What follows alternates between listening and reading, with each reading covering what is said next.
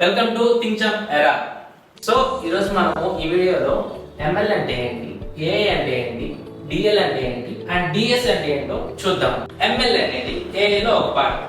Machine ని డేటాతో train చేస్తాం, అప్పుడు మిషన్ సెల్ఫ్ గా ఓన్ గా ట్రైన్ అవుతుంది. అదే మిషన్ లెర్నింగ్ అంటే. ఏఐ అంటే ఆర్టిఫిషియల్ ఇంటెలిజెన్స్. మరి ఆర్టిఫిషియల్ ఇంటెలిజెన్స్ అంటే ఏంటి? మనుషులు ఎలా అయితే ఆలోచిస్తారో, ఎలా అయితే డిసిషన్స్ తీసుకుంటారో మిషన్ ని అలా ట్రైన్ చేయడమే ఆర్టిఫిషియల్ ఇంటెలిజెన్స్.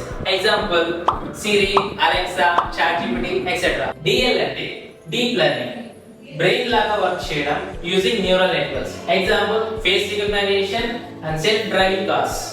డిఎస్ అంటే డేటా సైన్స్, డేటాని కలెక్ట్ చేయడం, క్లీన్ చేయడం, అలాగే అనలైజ్ చేయడం.